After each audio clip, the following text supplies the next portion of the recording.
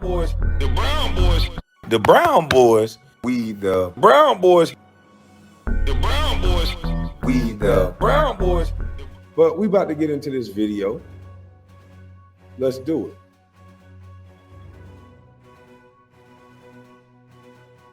MAGA guy, right? Obviously.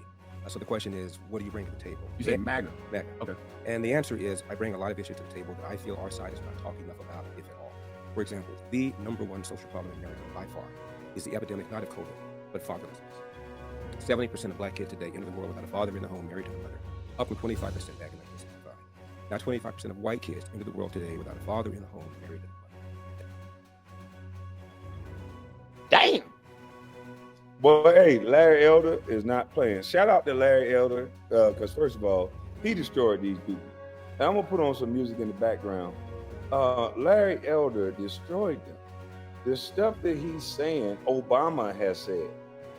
So anybody that says Larry Elder is a coon, if you like Obama, then he must be a coon as well.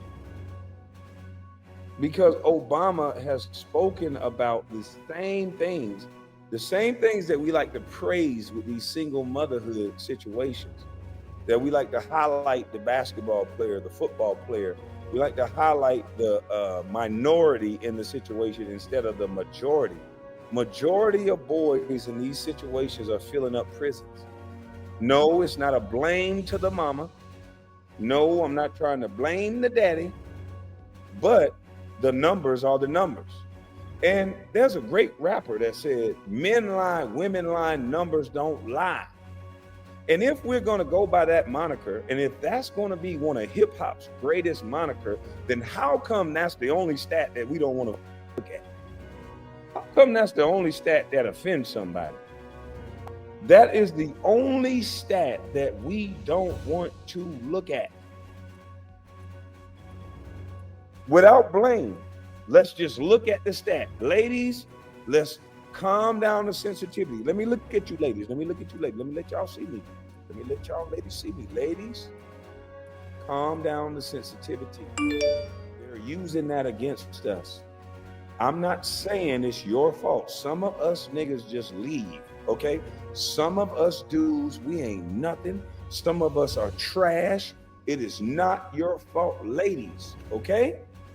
What I'm discussing is not your fault, ladies.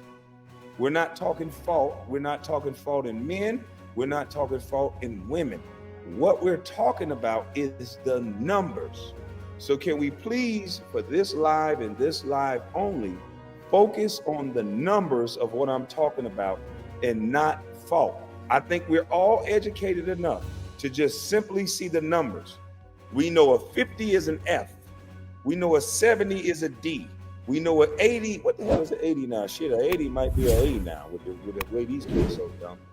Excuse me, Lord. With the way these kids are progressing.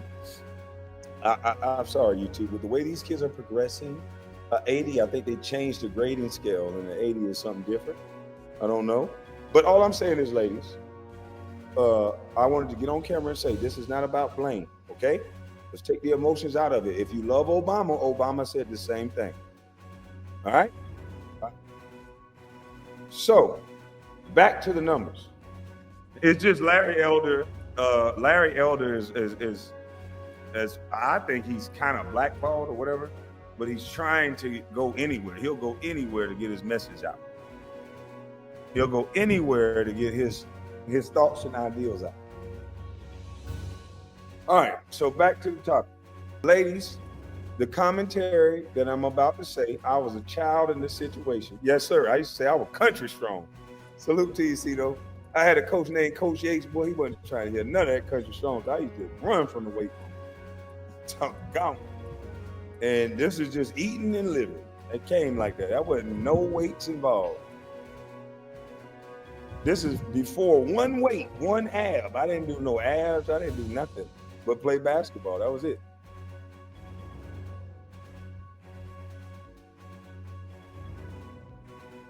I should have tensed up my abs for this picture. But I was like, I ain't know no better then. Now I got to suck it in all the time. I have seen better. I'm sure you have. What the fuck? I can say I was the best. But back to it. Anyway, ladies, we're talking about the numbers. I'm going to slow down what Larry Elder said. I want to go back to what he just said. And I want to slow down these numbers. And ladies, I want you to take account of these numbers that he's saying. And let's go from a numbers-based situation. And just from a numbers-based situation, we cannot say that we're winning. Let's go off the numbers, not feelings, not embarrassing black, not racism, not nothing. Remember, if you don't like Larry Elder, then you don't like Jay-Z. If you don't like Jay-Z, then you don't like Barack Obama. If you don't like Barack Obama, then you don't like Michelle Obama, and you don't like his daughters. Because Barack Obama has said these same exact numbers. And so we have the most educated women in the world. So I respect and love all of you educated sisters, and I'm not blaming you. Some of your baby daddies ain't shit. So let's get to the numbers. These numbers are not winning numbers. So let's hear the numbers again.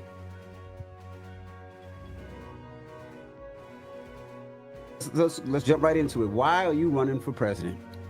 Well, I'm running as an America to the table that I feel our side is not talking enough about, if at all. For example, the number one social problem in America by far is the epidemic not of COVID, but of fatherlessness. 70% of black kids today enter the world without a father in the home married to the mother, up from 25% back in 1965. Now 25% of white kids enter the world today without a father in the home married to the mother. And the stats are clear. Even Barack Obama once cited. If you're raised without a dad, you're 5 times more likely to be poor and commit crime, 9 times. That children who grow up without a father are 5 times more likely to live in poverty and commit crime. They're 9 times more likely to drop out of school, 20 times more likely to end up in prison. You're 5 times. Barack Obama said, you're 5 times. He didn't say black women, it was your fault. All Barack Obama did was read the numbers. Barack Obama didn't say black men, it's your fault. All Barack Obama did was read the numbers. Barack Obama said that 1 out of 5 children raised in this condition is going to go, he's more likely to go to prison. Let's hear it again. Let's hear it again. Father in the home married to the mother. And the stats are clear. Even Barack Obama once cited. If you're raised without a dad, you're 5 times more likely to be poor and commit crime. Oh, I'm sorry, I stand corrected. You're 5 times more likely to be poor and commit crime. So when we praise all this single mother stuff because it gives us a good feeling, but you know that by putting your kid in this situation, and I'm not saying all situations you're putting them into this situation. Some situations, your decision making of the mate helps induce this situation. Going out to sleep with your average street dude that says the moniker is, we're gonna die or we're gonna go to prison. So you're not trying to pick a good mate if you make that your baby daddy. So a man that says he's 5 times, or a man that says he's guaranteed to this street life that he's gonna die or go to jail because that's his code. You choose this man. So that's gonna force you into this single motherhood.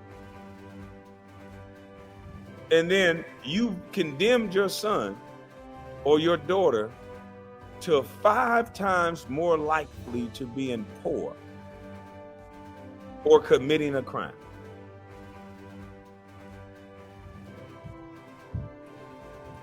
Just by doing this or creating this situation. And I've created the situation. I'm not talking from a situation of I'm just the best guy in the world. that I'm married to a woman. No, I have children outside of wedlock. So that's why I can point it out. It's one of the hardest things to do, to go from a different state or a different home or whatever else and be outside of your kid's life. It is not easy. So that would make me some sort of an expert. I'm not talking from a perfect person standpoint. So for those of you that's going to pick this apart and say, motherfucker, you got kids. Yes, so that's why I know better. That's why to this day right now, I don't want any children unless I'm in a household with the woman.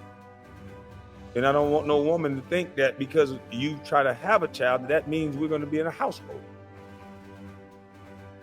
I want to make sure it's the right way in God's order, or you condemn it from the get-go, in my opinion.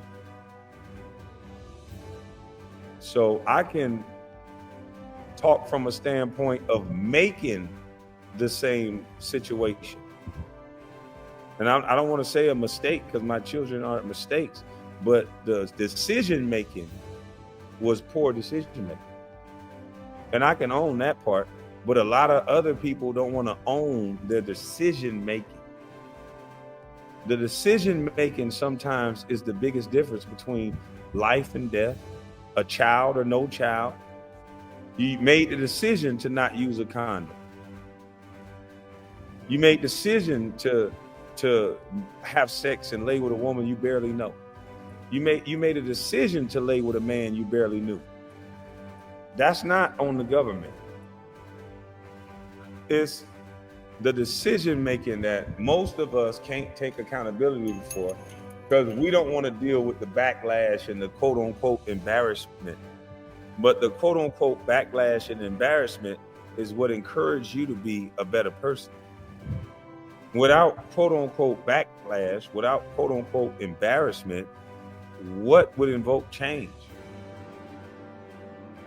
What would invoke change? Nothing.